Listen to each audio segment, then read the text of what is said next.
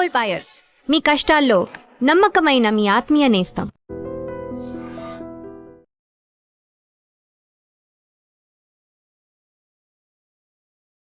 నమస్కారం, welcome to I dream. ధర్మ మార్గం విత్ విజిత కార్యక్రమానికి స్వాగతం.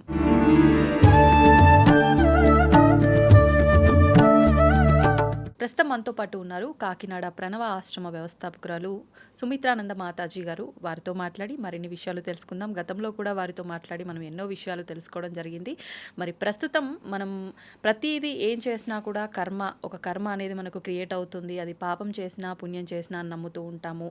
అదేవిధంగా భగవంతుడు అనేవారు ఉన్నారు. ఆయన ఉన్నారు కాబట్టే మనం చేసిన ప్రతి పని గమనిస్తున్నారు. అందుకే మనకి ఇది ఇలా కర్మలా మారుతుంది. ఇలా రకరకాలుగా మాట్లాడుకుంటూ ఉంటాం. మరి అసలు నిజంగా భగవంతుడు ఉన్నారా? ఎవరా భగవంతుడు? ఎలా తెలుసుకోవాలి?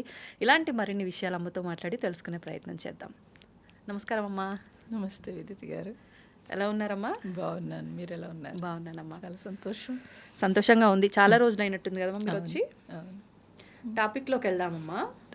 భగవంతుడు ప్రతి ఒక్కరు అంటుంటారు, ప్రతి ఒక్క పనిలో కూడా ఆయన వెనకాలండి మనం నడిపిస్తున్నాడు అని కొంతమంది నమ్ముతుంటారు. కొంతమంది మాత్రం చాలా మూర్ఖంగా భగవంతుడు ఎవరూ లేరు, మనం ఏదనుకుంటే అదే, నువ్వు ఎలా బతకాలనుకుంటున్నావో అది నీ చేతుల్లోనే ఉంది, ఇలా మాట్లాడుతూ ఉంటారు. అసలు నిజంగా భగవంతుడు ఉన్నాడా? ఎవరు భగవంతుడు? భగవంతుడు లేడు అనేవారు కూడా భగవంతుడు అనే ముందు పలుకుతున్నారు కదండి. పలకాలంటే ముందు భగవంతుడు పలికి అప్పుడు లేడు అని పలకాలి కదా. సో మన మనుగడ ఆలోచిస్తే కనుక తప్పనిసరిగా మనం ఏమనుకుంటే అదే జరిగేటప్పుడు ఈ పంచభూతాలు ప్రకృతి విలయం వచ్చిన ప్రళయం వచ్చినప్పుడు మరి అప్పుడు ఏ శక్తి ద్వారా ఇదంతా జరుగుతోంది అనేది ఇప్పుడు మనం ఎందుకు ఆపలేకపోతున్నాము? మనం ఎందుకు దాన్ని ఆపలేకపోతున్నాము? ఇదంతా ఆలోచించినప్పుడు అర్థమవుతుంది. లేదా ఏదైనా మీకు గమనిస్తే కనుక ఇప్పుడు ఒక కారులో వెళ్తున్నారనుకోండి, ఒక యాక్సిడెంట్ అయిందనుకోండి, ఒకే యాక్సిడెంట్లో ఒకళ్ళు చనిపోతారు, ఒకళ్ళు బాగుంటారు, ఒకళ్ళకి దెబ్బలు తగులుతాయి. ఇలా వేరియేషన్ ఎక్కడి నుంచి వస్తుంది? అవును, ఇదంతా మనం గమనిస్తే తెలుస్తుంది అంతా. అయితే భగవంతుడు అన్నప్పుడు భగవంతుడు పంచభూతాల శక్తిలో మీరు తెలుసుకోవచ్చు, ముందు భగవంతుని తెలుసుకోవచ్చు. ఎందుకనంటే ఏ శక్తి ఆధారం చేసుకుని ఈ సూర్యుడు వస్తున్నాడు, నీరు, గాలి ఆవిరి రూపంలో వెళ్ళి సూర్యకిరణాలు పడే ఆవిరి రూపంలో వెళ్ళి అంతటా మళ్ళీ వర్షం రావడము, ఇదంతా ఎంతో కొంత మీరు సైన్స్ ఎంత ఉపయోగించినా కూడా సైన్స్కి అందనిది ఏదైతే ఉందో దాన్ని గమనిస్తే దాన్నే మనకి భగవంతుడు అని తెలియచేయడం జరిగింది. అయితే మహాత్ములు ప్రత్యక్షంగా చెప్పారు దానికి. మహాత్ములు వాళ్ళు సాధన చేసి వాళ్ళు దాన్ని గ్రహణ శక్తితో గ్రహించి వాళ్ళు దానికి చెప్పగలిగినప్పుడు ఎవరైతే అటు జర్నీ చేస్తారో వాళ్ళకి పూర్తిగా అర్థమవుతుంది. సామాన్య జనం కూడా ఎవరైనా సరే మీకు ఏదైనా ఒక బాధ వచ్చింది, ఒక ఇబ్బంది వచ్చింది, బలం ఎక్కడి నుంచి వస్తుంది? మీరు వెంటనే భగవంతుడిని తలుచుకున్నప్పుడు ఆ బలం సరిపోతుంది. ఏమీ తెలియని చదువుకొని మామూలు సామాన్య జనం కూడా ఏదో ఒక రాయికో ఒక చెట్టుకో లేకపోతే ఏదో ఒక దానికి మొక్కి వాళ్ళకి కావాల్సిన ఆ ధైర్యం తెచ్చుకుంటున్నారు కదా. అది ఎక్కడి నుంచి వస్తుంది? అట్లీస్ట్ పోనీ భగవంతుడు ఉన్నాడా లేడా పక్కన పెడితే మనిషికి ఒక మనోధైర్యం అనేది భగవంతుడు అనే ఒక్క దాంతో వస్తుంది కదండి. కానీ అక్కడ కూడా మనమే చెప్పుకుంటున్నాం, ఆయన అక్కడ ఉన్నాడు కాబట్టి నన్ను చూసుకుంటాడు అనే ధైర్యంతో ముందుకు అడుగేస్తున్నామే తప్ప ఆయన అక్కడ ఉండి నిజంగా మనకేమి ఎంకరేజ్మెంట్ చేసింది కానీ నువ్వు చేయగలవు అని భుజం తట్టింది కానీ కనిపించట్లేదు. మీ సంకల్పము, మీ థాట్ ఎక్కడి నుంచి వస్తుంది? మీ సంకల్పం నుంచి మీకు ప్రతిదీ అందుతోందంటే అది ఎక్కడి నుంచి వస్తుంది? మీరు ఇది గమనించాల్సిన విషయం. అది ఆ శక్తి. ఇప్పుడు మీరు ఈ బాడీ ఉందనుకోండి, ఈ బాడీ అంతా నడిచేది లోపల శక్తి నుంచి అని తెలుసు. మీరు భోజనం చేసేస్తారు, కానీ ఆ భోజనం డైజెషన్ అయ్యి అది రక్తం కింద మారి ప్రతి పార్ట్కి వెళుతోంది కదా. వెళ్తున్నప్పుడు మీరు అన్నీ కలిపి తినేస్తున్నారు కదా, అప్పుడు అది ఏ విటమిన్కి ఆ విటమిన్ మళ్ళీ లోపల సెపరేట్ అవుతుంది కదా. ఇవన్నీ మీరు చేస్తున్నారా? మరి ఎలా జరుగుతోంది? ఎలా జరుగుతోంది? ఎప్పుడైనా ఆలోచించాలి కదా ఎలా జరుగుతుంది. భగవంతుడు ఉన్నాడంటారా? మరి అంతే కదా. ఏ శక్తిని ఆధారం చేసుకుని మనం ఉన్నాము అనేది మీరు అసలు అటువైపు ప్రయాణం చేస్తే తెలుస్తుంది. భగవాన్ అందుకే నిన్ను నువ్వు తెలుసుకోమని చెప్పాడు. మనల్ని మనం తెలుసుకోవడానికి మన వంక అసలు చూడలేదు. మన ఋషులు మునులు తపస్సు చేశారంటే వాళ్ళు ఇన్నర్ ఎలా నడుస్తుందో తెలుసుకోవడం కోసం తపస్సు చేశారు. చేసి మన వేదాల్లో మనకు అందించారు కూడా. ఏ పార్టు అసలు ఎలా నడుస్తుంది, ఏ పార్ట్ని అప్పుడు ఇలా మెడిసిన్ లేదు కదమ్మా, మెడిసిన్ లేదు, ఏ పార్ట్ని ఏ మంత్రంతో కదపచ్చు, ఇవన్నీ వాళ్ళు కనిపెట్టి మనకు అందించి ఉంచారు కదా, అందించి ఉంచారు. అయితే వీటన్నింటిని నడిపే శక్తి ఏమిటి అనేది కూడా వాళ్ళు తెలియచేశారు. ఆ నడిపే శక్తికి భగవంతుడని పేరు పెట్టారు. నామరూపాలు అనేది మీరు ఆరాధన కోసం వెసులుబాటు కోసం మనం పెట్టుకున్నవి. నామరూపాలు అనేది మీరు ఆరాధన కోసం పెట్టుకున్నారు. రూపం లేదు భగవంతుడికి, నామం లేదమ్మా. నిరాకార నిర్గుణ స్థితి వేదం వేదాంతములోకి వెళితే కనుక ఇంకా డీప్కి వెళ్ళేటప్పటికి నిరాకార నిర్గుణ స్థితి తెలుస్తుంది. అయితే మీరు మీ వెసులుబాటు కోసము ఆ నామరూపాలు అంటే అక్కడ ఒక రూపం చూసేటప్పటికి మనకు ఒక భావం కలుగుతుంది, ఒక ఫీల్ కలుగుతుంది. ఆ భావం భావాతీత స్థితిలో సద్భావ సుస్థితిలో నిలిచి ఉండడం భక్తి అన్నాడు భగవాన్. అంటే ఆ భావం ఇలా చూడగానే, రూపం చూడగానే మీరు అన్నీ మర్చిపోయి ఒక సద్భావం కలుగుతుంది, పాజిటివ్. భగవంతుడు అంటే ఒక పాజిటివ్ కలుగుతుంది. మీరు ఒక నమస్కారం చేసేటప్పటికి మీలో ఉండే నెగిటివ్ అంతా పక్కకు వెళ్ళి ఒక పాజిటివ్ వస్తుంది. ఆ భావం సద్భావం కిందంటే ఒక పాజిటివ్ ఎనర్జీ వచ్చింది. అలా వచ్చినప్పుడు సుస్థితి అంటే ఆత్మస్థితిలో మీరు సు అంటే ఆత్మ, ఆత్మస్థితిలో నిలిచి ఉండడాన్ని భక్తి అన్నారు. ఇది డీపు. అంటే మనం చేసే భౌతిక ఈ విధానాలన్నీ భక్తి. ఈ విధానాలు అన్నీ కూడా ఎక్కడికి వెళ్ళాలి? మీరు ఇన్నర్కి వెళ్ళడం కోసం. అన్ని విధానాలు కూడా మీరు ఇన్నర్కి వెళ్ళడం కోసం మనకి ఏర్పాటు చేశారు. అంటే మన లోపలే భగవంతుడు ఉన్నాడు, అది నువ్వు తెలుసుకోవడం కోసం ప్రయత్నము భౌతికం. ఇప్పుడు భౌతికంగా మనం అంతటా ఉన్నాడు భగవంతుడు అనటం కూడా అబద్ధం అంటారా? అంతటా ఉన్నాడు, ఇక్కడ ఉన్నాడు, అంతటా ఉన్నాడు. ఎలా అనంటే అంతటా ఎలా ఉన్నాడు అంటే ఈ పంచభూతాలు అన్నింటిలో ఆయన విభూతి మనకు తెలియబడుతోంది. ఒక గాలి, నీరు, సూర్యుడు, ఆకాశము, అగ్ని, లేకపోతే భూమి అన్నీ మనకి ఆయన యొక్క విభూతులు తెలియబడుతున్నాయి. కానీ ఇవన్నీ ఒక నియతి ప్రకారం జరుగుతున్నాయి. ఆ నియతిని నడిపేది ఎవరు అని చూస్తే మనకు అర్థమవుతుంది. అయితే అంతటా ఉన్న భగవంతుడిలో మీరు కూడా ఉన్నారు. అంతటా ఉన్న భగవంతుడిని సత్ అన్నారు. అది ఒక రూపం దాలిస్తే చిత్ అన్నారు. ఆ చిత్ ఆ సత్తులో కలిస్తే సచ్చిత్ ఆనంద స్వరూపం అన్నారు. ఓకే, ఆ చితే ఆత్మ, అదే స్వరూపము, అదే మీరు.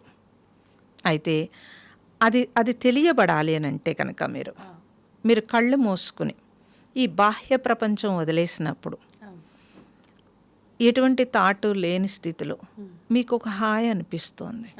అంటే మీరుగా యథార్థంగా ఉండడం అంటారు. లేదా మీరు నిద్రపోతున్నప్పుడు, రాత్రి నిద్రపోతున్నప్పుడు డీప్ స్లీప్లో సుషుప్తి అవస్థ అంటారు. అవి కొన్ని సెకండ్స్ వచ్చినా సరే మీరు ఆత్మలో ఉన్నట్టు లెక్క. మెలకు రాగానే మీకు హాయిగా మంచి ఎనర్జెటిక్గా ఉంటుంది. ఓకే, అటువంటి స్థితి ఒకటి మనకు ఉంది అని మీరు సాధన ద్వారా కొద్దిగా తెలుసుకుంటేనే ఇవన్నీ అర్థమవుతాయి. అయితే తెలుసుకున్నా తెలుసుకోకపోయినా తెలుసుకోవడం కోసం మనకి పూజ, జపము, ధ్యానము అన్నీ ఈ నామరూపాలతో మీరు ఏం చేసినా అవన్నీ ఒక బలం కోసం, మనకి భావన సద్భావం పెరగడం కోసం మన పెద్దలు మనకి మన జీవన శైలిలో డిజైన్ చేశారు. కానీ అక్కడే ఆగిపోతున్నాం కదమ్మా. లోపల మరి ఆగిపోతున్నారు, తెలుసుకునేదాకా అందరూ వెళ్ళలేకపోతున్నారు. మరి ఎలా అంటారు తెలుసుకోవడము? వెళ్ళాలి అని తెలియాలి. అంటే ఎలా తెలియాలి అని అంటే ఫస్ట్ అసలు మానవ జన్మకు వచ్చామనంటే జ్ఞానప్రధానమైన జన్మ కదా. మిగతా అన్ని అన్ని జన్మల్లోనూ ఆహారము, నిద్ర, మైథునం అన్ని సమానం కదా. దీని దగ్గరికి వచ్చేటప్పటికి ఇంత జ్ఞానాన్ని దేనికి వాడాలో తెలియాలి. దేనికి వాడాలి ఇంత జ్ఞానాన్ని? దేనికి వాడాలమ్మా? బ్రతకడం కోసం వాడుతున్నారు, అవును. కానీ జీవించటం కోసం వాడాలి. ఏంటమ్మా వ్యత్యాసం ఏంటి? బ్రతకడం అనేది అన్ని ప్రాణులు చేస్తాయి. బ్రతకడానికి భగవంతుడు అన్ని ప్రాణులకి ఇక్కడ అమర్చి ఉంచాడు, మనిషితో సహా అందరికీ అమర్చే ఉంచాడు ఇక్కడ. కానీ మనము ఆ బ్రతకడంలో అనేక కోరికలు, ఆశలతోటి మనం పెంచుకున్నాం దాన్ని. జీవించటం అంటే ఏంటంటే మీరు ఆ లోపల ఎప్పుడు సంతృప్తిగా ఉండడము, ఏది తీసుకుంటున్నా అది సాటిస్ఫాక్షన్ కలగడము, ఓకే, ఎందుకు వచ్చామో తెలుసుకోవడము, తిరిగి ఎక్కడికి వెళ్తాము, ఇది అంటే ఇంకా మనము బ్రతికి ఉన్నా లేకపోయినా ఇక్కడ ఉండడము, అది జీవించటం అంటే. ఇప్పుడు అంటే ఎవరైనా సరే బ్రతికి లేరనుకోండి, కానీ వాళ్ళ కార్యాలు ఇక్కడ ఉండిపోతాయి, వాళ్ళు చేసిన కార్యాలు ఉండిపోతాయి. ఎంతోమంది దాని మీద బ్రతుకుతూ ఉంటారు, వాళ్ళందరూ తలుచుకుంటూ ఉంటారు. ఆ మనిషి లేడు కానీ, నామరూపాలు లేవు, మనిషి లేడు కానీ అతను చేసిన పని ఉండిపోయింది. ఇప్పుడు జీవించి ఉన్నాడా లేదా కదా. ఇప్పుడు మహాత్ములందరినీ మనం తలుచుకుంటున్నాము, వాళ్ళు మనుషులు లేరు కానీ వాళ్ళు మరి మనతో ఉన్నట్టే కదా, జీవించి ఉన్నట్టే కదా. అందుకని మీరు ఏది చేస్తున్నారో దాంట్లో ఒక పర్ఫెక్షన్ చేయటము, ఎందుకు చేస్తున్నారో తెలిసి చేయటము, లేదా మనం ఉన్నా లేకపోయినా సరే ఈ భూమి మీద మనం జీవించి ఉండేటట్టుగా మనము అటు ప్రయాణం చేస్తే కనుక తప్పనిసరిగా జీవించి ఉంటారు. కానీ అంటే అందరూ భావించేది ఏంటి అంటే, మీరన్న ఇప్పుడు ఈ మహాత్ములు గొప్పవాళ్ళు ఎవరైతే అలా మనం గుర్తుపెట్టుకున్న వాళ్ళు ఉన్నారో, వాళ్ళు కారణ జన్ములు, అంటే గత జన్మలో వారికి ఇలాంటి ఒక సంబంధం ఉండి వాళ్ళ జీవితం అక్కడికి చాలించి మళ్ళీ అదే లైఫ్ కంటిన్యూ చేసి వాళ్ళు వెళ్ళిపోతారు. కాబట్టి అదే మంచి మార్గాన్ని ఇక్కడ మన దగ్గర విడిచి వెళ్తారు, అందుకే మనం గుర్తుపెట్టుకున్నాం. కానీ మనం సామాన్యులుగా ఉండి ఇప్పుడు మేమంతా కూడా రకరకాల తెలిసి తెలియక ఎన్నెన్నో చేసి ఇంత దుర్మార్గంగా ఉండి సడన్గా మారిపోవడమే కష్టం. ఉన్న ఈ చిన్న లైఫ్లో మారిపోవడం కష్టము, ఆ మంచి పనులు చేయడము కష్టము, అండ్ ఇంకొకటి మన ఆలోచనలు అదుపులో పెట్టుకోవడం కూడా చాలా కష్టమైపోయింది ప్రస్తుతం. బాగుందాము, ఇలా చేస్తే మంచిది, నలుగురికి మంచి చేయాలి అని ఇప్పుడు ఆలోచన వస్తుంది, ఇప్పుడు మీరు చెప్పింది వినగానే తర్వాత క్షణం ఆలోచన ఇంకో దగ్గరికి వెళ్ళిపోతుంది. ఇలాంటప్పుడు అలా గుర్తుండిపోయే పనులు మేము ఎలా అమ్మ చేస్తాం? మరి మీకు పోతులూరు వీరబ్రహ్మం గారు, వేమన, లేకపోతే వాల్మీకి, వీళ్ళందరూ ఎక్కడి నుంచి వచ్చారు? వాళ్ళందరూ పుట్టుకతోటే అలా రాలేదు కదా కదా. అంటే అజ్ఞానంలో ఉన్నా కూడా ఒక్క క్షణం జ్ఞానం వస్తే ఇమీడియట్లుగా అంతా మారిపోతూ ఉంటుంది. అందుకని జ్ఞానాగ్ని దగ్ధ కర్మాణి అన్నారు. మీరేం చేస్తున్నారో దాన్ని జ్ఞానంతో అక్కడితో వదిలి ఆ జ్ఞానం వైపు జర్నీ చేయొచ్చు అని చెప్పారు. కాబట్టి మనిషి కింద, మహాత్ముడి కింద మారడం అనేది ఈ ఒక్క జన్మలోనే అవకాశం ఉంటుంది. ఓకే, మానవ జన్మలో మాత్రమే అవకాశం ఉంటుంది. కాబట్టి అనేక జన్మల నుంచి మనం వచ్చినా కూడా మానవ జన్మలో ఈ అవకాశం ఉందని అందరు మహాత్ములు మనకు అందుకే బోధించడానికి అంత కష్టపడుతూ ఉంటారు. ఎందుకని వేస్ట్ చేసుకోకండి, బ్రతకడానికి మీరు రాలేదు, అన్ని 84 లక్షల జీవరాశుల నుంచి బ్రతుకుతూనే వచ్చారు, ఒక్క మానవ జన్మలో మాత్రం బ్రతకడానికి రాలేదు మీరు. మనిషి కింద మారడానికి, ఇంకా మహాత్ముడి కింద మారడానికి ఇక్కడే అవకాశం ఉంది కాబట్టి మీరు తెలుసుకోండి అని మనకు తెలియచేస్తున్నారు. ఓకే, మరి వినాలి కదా. వినాలి. అది ఎవరికైతే అలా వింటారో వాళ్ళు ఆటోమేటిక్గా మారుతారు. ఒకవేళ ఈ జన్మలో జరగలేదనుకోండి, మీరు జర్నీ చేస్తున్నారు. ఈ క్వశ్చన్ అర్జునుడు శ్రీకృష్ణుడు అడుగుతాడు, నేను జర్నీ చేస్తూ ఒకవేళ సడన్గా చనిపోతే నిన్నే చేరుకునే మార్గం ఎలాగ మరి అని అడిగితే, ఆ జర్నీ చేసే దాంట్లో ఒకవేళ ఉంటే కనుక మళ్ళీ సాధనా జన్మయే నీకు వస్తుందని తెలియచేశాడు. కాబట్టి అట్లీస్ట్ అంటే అలా సాధన చేస్తూ వెళ్ళిపోయిన వారు మళ్ళీ మనిషి జన్మే మళ్ళీ మంచి జన్మే సాధనకి అనువైన జన్మ తీసుకుంటారు అని, అనువైన జన్మ తీసుకుని మళ్ళీ సాధన కంటిన్యూ అవుతుందని భగవద్గీతలో స్పష్టంగా తెలియజేశాడు. అప్పుడు వారి జన్మ ఎంతవరకు ముందుకి వెళుతుంది అన్నప్పుడు మనమే మన చేతుల్లోనే ఉంది కాబట్టి అవును. జాగ్రత్తగా దాన్ని నడుపుకోవడం అనేది తెలియాలి. ఇప్పుడు మీరు కాలానికి మరి ఓల్డ్ ఏజ్కి మీరు అన్ని దాచుకుంటున్నారు కదమ్మా, మరి జన్మకి ఏం చేస్తారు? దాని గురించి ఆలోచించట్లేదు కాబట్టి. ఆలోచిస్తే కనుక తప్పనిసరిగా ఈ బ్రతకడమే కాకుండా కొంత జీవిస్తూ మన జన్మ సార్థకతకి ఎంతో కొంత మనం చేసుకోవచ్చు. అసలు ఫస్ట్ ఆలోచించడం సంగతి పక్కన పెడితే నమ్మటమే చాలా తక్కువ అమ్మా. అంటే ఎవడు చూశాడు ఇంకొక జన్మ ఉందో లేదో, ఇప్పుడు మనం దాచుకున్న పుణ్యం పాపమే అప్పుడు మనకు ఉపయోగపడుతుంది, ఇలా ఎక్కువ ఇలాంటి ఆలోచనలో ఉన్నారు. అంటే ఎందుకు వస్తున్నాయంటే అలాంటి ఆలోచనలు, ఈ బ్రతకడంలో ఇరుక్కుపోయి ఉంది మనస్సు. అనేక రకాలుగా ప్రపంచ వ్యామోహం అంటాము. ఆ వ్యామోహంలో పడిపోయి అప్పుడు సంగతి అప్పుడు చూసుకుందాం, ఇప్పుడు టెంపరీ, అంతా స్పీడ్ అయిపోయింది కదమ్మా. అన్ని చిటికెలో ఇప్పటికిప్పుడు ఫలితం కావాలి, అలా ఫాస్ట్గా వచ్చేయాలి. ఇది అలవాటు పడిపోయిన మనుషులు ఏం చేస్తున్నారు అని అంటే అప్పుడు సంగతి అప్పుడు చూసుకుందామనంటే, ఇప్పుడు మీరు చూస్తే కనుక ఎవరెవరు ఏ ప్రారంధాలతో వచ్చారో వాళ్ళకి డబ్బు ఉందా డబ్బు లేదా ఇదంతా పక్కన పెట్టేయండి. వాళ్ళ ప్రారంధంలో ఎంత డబ్బున్నా వాళ్ళకి ఏదో అది అంటే రెటిఫై అవ్వని వైద్యం కూడా కుదరని అనారోగ్యం వచ్చిందనుకోండి, ఏం చేయగలుగుతారు? అది ఎక్కడి నుంచి వచ్చింది కదా. ఇప్పుడు మన పుట్టుకే మన ప్రారంధం కదా, ఎందుకంటే మనకు తెలియదు. ఇప్పుడు మీరు పుట్టినప్పుడు ఏదో ఒక పూరి గుడిసెలో పుట్టారనుకోండి, మీరు బ్రతుకు పోరాటంలోనే ఉంటారు అంతే కదా.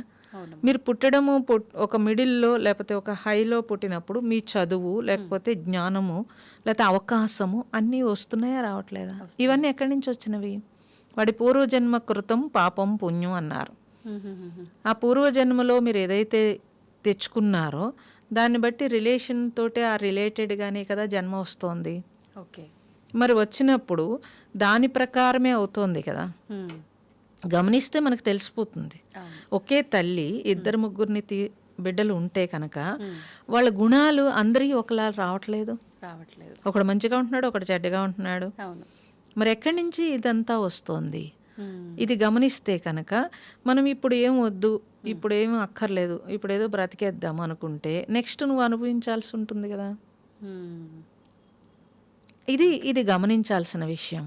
అంటే ఇప్పుడు మనం చేస్తున్న ప్రతి పని కూడా అది మంచైనా చెడైనా, అంటే మనం అందరం అనుకునేది పాపం పుణ్యం. పాపం చేస్తున్నావు దానికి శిక్ష అనుభవిస్తావు, పుణ్యం చేస్తున్నావు దానికి తగ్గట్టుగా ప్రతిఫలాన్ని పొందుతావు. ఇదే మన నెక్స్ట్ జన్మకి క్యారీ అవుతుంది. మరి ఇప్పుడు కూడా కొన్ని అనుభవిస్తాము అని అంటూ ఉంటారు కదమ్మా, అవి ఎలాంటివి?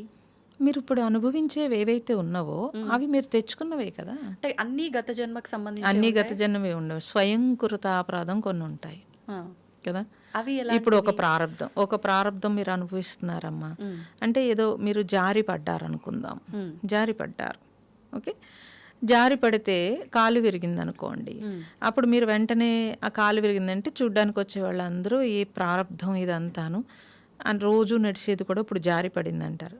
కానీ రోజు నడిచేటప్పుడు మీరు అలర్ట్గా ఉన్నారు, ఆ రోజు మీరు అలర్ట్గా లేరు, ఓకే, పడ్డారు. అది మీరు ప్రారంధంలోకి ఎలా చేస్తారు?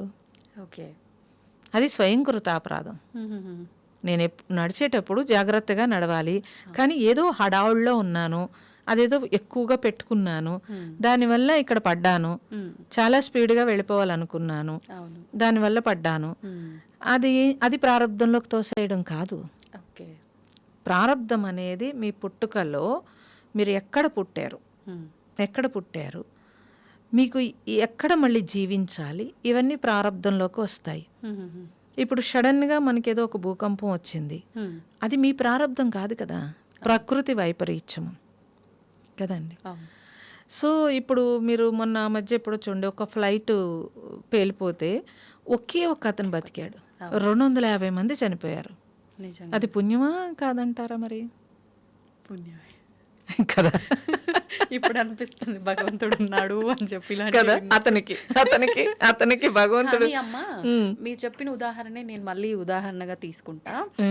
ఆయన బ్రతికాడు సరే, కానీ అంత పెద్ద ప్రమాదం నుంచి బయటపడ్డా కూడా ఆయన మానసిక స్థితి సరిగా లేదు ఇప్పుడు, అంటే ప్రస్తుతం అని అన్నారు.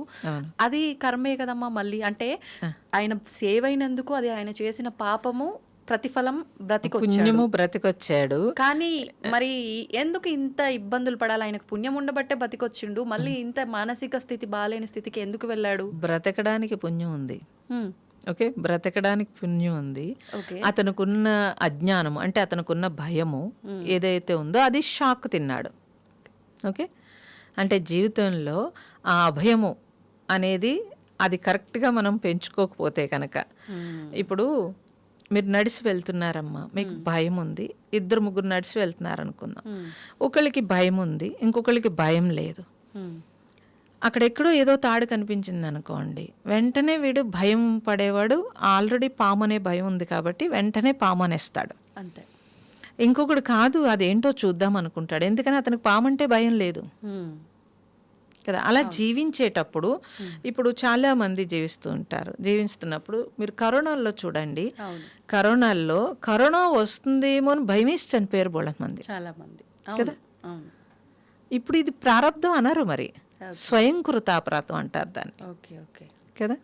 ఇప్పుడు అదే కరోనాలో మేము ఎంతో మందికి పని చేసాము, అవును, భోజనాలు వండి పెట్టాము, రోడ్డు మీదకి వెళ్ళాము. మాకు కరోనా రాలేదు అని అంటే చుట్టమేం కాదు కదా. కానీ ఓంకారం చేస్తూ హీలింగ్ ఉండడము, ఒక ధైర్యము, సాధన ఉండడం వల్ల ఒక ధైర్యము, భగవంతుడు చూసుకుంటాడనే అభయము, ఇవన్నీ మన మానసిక ఒత్తిడి లేకుండా మనకు ఒక బలాన్ని ఇచ్చినప్పుడు, మీకు ఏదైనా సరే మీరు గమనిస్తే కనుక అనారోగ్యం ఎక్కడి నుంచి వస్తుందంటే మీ మానసికం నుంచే ముందు శారీరకంలోకి వస్తుంది. భయమే వాడిని ఇంకొంచెం బెంగకు చేస్తుంది. మీరు అసలు డాక్టర్ దగ్గరికి వెళ్ళినప్పుడు కూడా మెడిసిన్ కంటే కూడా డాక్టర్ మీద నమ్మకం మనకి వైద్యం బాగా ఉంటుంది కదా. మీరు గమనిస్తే మీకు తెలుస్తుంది. భయపడిన వాడు ఏం చేస్తాడు, తగ్గుతుందో లేదో అని మళ్ళీ హోమియోకి వెళ్తాడు, మళ్ళీ తగ్గుతుందో లేదో మళ్ళీ ఆయుర్వేదానికి వెళ్తాడు, ఆప్షన్స్ తీసుకుంటాడు కదా. లేదు అన్నవాళ్ళు పూర్వం మరి ఏమీ లేకుండా 2 ఆకులు కోసుకుని నోట్లో పెట్టుకుని ఆడు చక్కగా ఉన్నారు కదా. తగ్గుతుంది అనే బలం, ఏ విటమిన్ డెఫిషియన్సీ లేవు, ఏమీ లేవు. తీర్థం ఇచ్చేవారమ్మా. గుడికి వెళ్ళి అనారోగ్యం వచ్చిందనుకోండి, చక్కగా పూజ చేసి తీర్థం ఇస్తే దేవుడు నాకు కాపాడుతాడని చెప్పి ఆ తీర్థం తాగితే వాడికి రోగం తగ్గేది. నమ్మకమే కదా. సో అదెంత మానసిక బలం. దానికే మన పెద్దలు ఏం చేశారంటే ఈ మానసిక బలాన్ని పెంచటం కోసము ఇన్ని పూజ ఏర్పాట్లు ఇవన్నీ చేసి ఉన్నారు. రోజు ప్రొద్దుటే మీరు అనేక పనులు చేయాలి. గృహంలో ఉన్నప్పుడు పిల్లల్ని పెంచాలి, ఉద్యోగం చేసుకోవాలి, మనకు ఉండే బాధ్యతలు, వీటన్నింటితోటి ఒక గృహస్థికి విపరీతమైన ఒక బరువు ఉంటుంది, ఆడవాళ్ళకైనా మగవాళ్ళకైనా. అప్పుడు వాళ్ళు అందులోకి వెళ్ళేటప్పుడు ఒక మనోబలం కోసం ఉదయం ఒక పూజ పెట్టారు. అందుకే ఒక ధైర్యం, భగవంతుడు మనల్ని చూసుకుంటాడనే ఒక ధైర్యం. అప్పుడు మీరు వెళ్తున్నప్పుడు దాంట్లోకి వెళ్ళినప్పుడు అంత తొందరగా అనారోగ్యం రాదు, అంటే మానసికంగా అంత ఒత్తిడి రాదు. దీనికోసం ఇన్ని ఏర్పాట్లు చేశారు మనకి. అవన్నీ పక్కన పెట్టేసి ఇప్పుడు నమ్మకం కూడా పోతుంది, ఉన్నాడా లేదా అని. ఉన్నాడా లేదా అన్నప్పుడు మీకు అనారోగ్యం వచ్చి లేకపోతే చాలా ఇబ్బందిలో మనం ఉన్నాం అనుకోండి, మన భర్త కానీ లేకపోతే డాక్టర్ కానీ లేకపోతే ఇంట్లో వాళ్ళు కానీ ఏమీ చేయలేనప్పుడు ఎక్కడికి వెళ్తారు గమ్ముని? ఫస్ట్ దండం దేవుడికే వెళ్ళిపోతుంది కదా. ఆరోగ్యం బాగాలేకపోయినా, మనసు బాగాలేకపోయినా, ఏ చిన్న ఇబ్బంది ఉన్నా టెంపుల్కి వెళ్ళాలని మరి కదా వస్తుంది కదా. లేదు, మీరు దండం పెట్టుకుని నాకు ఈ అనారోగ్యం తగ్గాలి అని అనుకున్నప్పుడు, అది తగ్గినప్పుడు ఇమీడియట్లీ మళ్ళీ దర్శనానికి వెళ్తున్నారా లేదా? అంటే అభయమా కాదా? ఇది మనం గుర్తిస్తే ఉన్నాడా లేదా పక్కన పెట్టేయండి. ముందు మీరు నడవడానికి, మీరు ప్రతి దానికి వెళ్ళడానికి ఒక బలమా కాదా? భగవంతుడు అనేది ఒక బలమా కాదా? బలమే. ఆ బలాన్ని ఇప్పుడు తగ్గించేసుకుంటున్నాం కాబట్టి మానసిక ఒత్తిడి ఎక్కువైపోతుంది. మీరు ఆ బలాన్ని పిల్లలకి మీకు అందివ్వలేదు కాబట్టి వాళ్ళు స్ట్రెస్ రిలేటెడ్ జబ్బులు ఎక్కువగా వస్తున్నాయి పిల్లలకి. అవును. మా చిన్నప్పుడు మేము ఒక ఎగ్జామ్ రాయాలనుకోండి, పెద్దలు చెప్పేవారు దేవుడికి దండం పెట్టుకుని వెళ్ళు, నువ్వు బాగా రాస్తావు. మేము కూడా అలాగే గమ్మున దండం పెట్టుకుని బాగా రాశాడు. ఒకవేళ టీచర్ ఏదైనా చెప్తే చేయలేదనుకోండి, అతను కొడతాడేమో అని భయం వేసి ముందు అమ్మవారికో లేకపోతే దేవుడికో దండం పెట్టుకుని ఇవాళ టీచర్ కొట్టకూడదంటే వాడు ఆ రోజు ఏదో మొత్తం మీద మర్చిపోయేవారు మమ్మల్ని. ఓ దేవుడు ఉన్నాడు కాబట్టి ఇలా జరిగింది అని బలం ఉండేది. అలా అని చెప్పి అన్ని సందర్భాలలో అలా తీసుకోలేం కదమ్మా. నమ్మకంగా ఉండి నేను చదవను కానీ భగవంతుడు అది ఉన్నాడు అది అది వేరే విషయం. ఉంటారు అది ఇలాంటి వాళ్ళు అది ఉంటారు అలాంటి వాళ్ళు, అది వేరే విషయం. నేనేమంటున్నానంటే నీకు ధైర్యం కోసం రిసీవ్ చేసుకోమంటున్నాను, బద్ధకంతో రిసీవ్ చేసుకోమని చెప్పట్లేదు. అంటే మన ప్రయత్నం మనం చేస్తూ మన భగవంతుడి ప్రయత్నం పైన మనం నమ్మకం. చేస్తూ నమ్మకం తప్పనిసరిగా చేయాలి. ఉమ్. చేస్తే మీకు బలం పెరుగుతుంది. అప్పుడు ఇంత స్ట్రెస్ ఉండదు అంటున్నాను. అనవసరంగా స్ట్రెస్ తెచ్చుకోవడం ఎందుకు? అవును. ఏ? నువ్వు నా మీద పెట్టేస్తే నీ భారం నేనే మోస్తానన్నప్పుడు నువ్వెందుకు పెట్టవట్లేదు అదే కదా. కదా? అవును. ఆయన అంటే సిద్ధంగా ఉన్నాడు. సిద్ధంగా నువ్వు అడుగు ఉన్నాడు. వేయటమే ఆలస్యం. అదే నేను అనేది గట్టిగా ఉంటుంది, నేను చేసేయగలను అని చెప్పి దానివల్ల పెట్టలేకపోతున్నాం. ఇప్పుడు అమ్మ ఈ భౌతికమైన ఆరాధనలు ఇవన్నీ ఏమీ వద్దు నాకు.